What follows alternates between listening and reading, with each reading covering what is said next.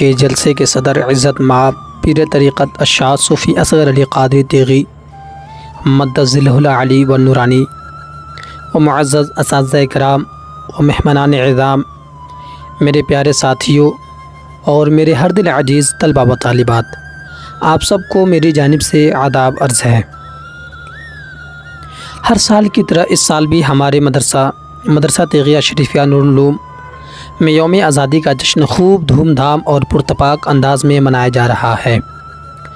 ہر ملک کی تاریخ میں کچھ ایسے بھی اہم دن اور سن ہوتے ہیں جن کی اہمیت و افادیت کے پیش نظر قوم اس کو یاد رکھتی ہے۔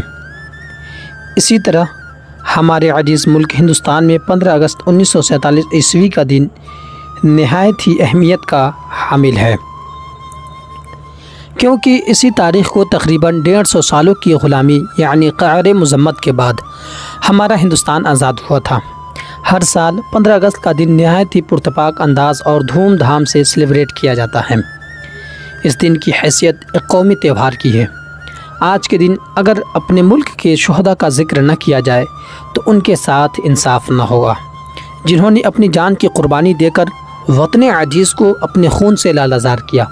مثلاً اشفاق اللہ خاں، مہاتما گاندھی، خان عبدالغفار خان، پنڈت جواہر لال نہرو، مولانا محمد علی جوہر، مولانا فضل حق خیر آبادی، مولانا ابوالکلام آزاد، علی برادران، چندر شیخر آزاد، بھگت سنگھ وغیرہ نے عدم تشدد اور مکمل جفاکشی کے ساتھ ملک کو آزاد کرانے کا عزم مصمم کیا۔ حالانکہ انگریزوں نے آزادی کے علم برداروں پر جلیانوالہ باغ، 1857 عیسوی کا غدر جیسے بڑے بڑے مظالم ڈھائے اور انہیں برسوں تک جیل میں قید رکھا، مگر انہوں نے ہمت نہ ہاری اور کڑی مشقت کی۔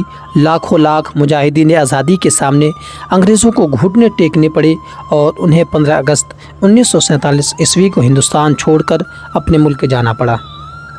آج ہم جس طرح کھلی ہوا میں سانس لے رہے ہیں، اپنا کام آزادانہ طریقے سے انجام دے رہے ہیں، یہ آزادی ہم ہندوستانیوں کو اتنی آسانی سے حاصل نہیں ہوئی۔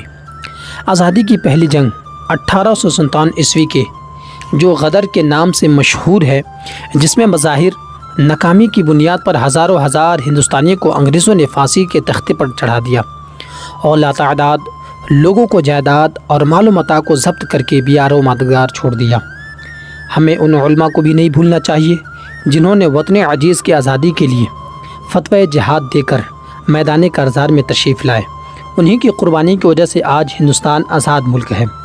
ہتھیلیوں پر سر لے کر لڑنے والے یہی مجاہد تھے جن کے حوالے سے شاعر کہتا ہے، مٹ گئے خود پر نہ مٹنے دی وطن کی آزادی، مٹ گئے خود پر نہ مٹنے دی وطن کی آبرو، ان شہیدان وطن کو میرا سلام، ان شہیدان وطن کو میرا سلام۔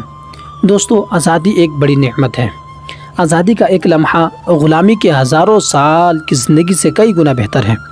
خدا کا شکر ادا کرتے ہوئے آج ہم فخر سے کہہ سکتے ہیں کہ ہم آزاد ہیں۔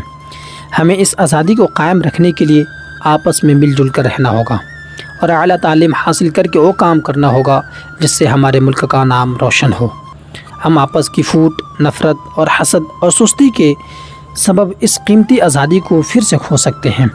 اس لیے آئیے عہد کریں کہ ہم اس آزادی کو ہر قیمت پر باقی رکھیں گے۔ محبت وطن سے ہو یہی اسلام کہتا ہے، محبت وطن سے ہو یہی اسلام کہتا ہے۔ ہمارے جسم کے ہر گوشے میں ہندوستان لکھا ہے۔ جے ہند، جے بھارت۔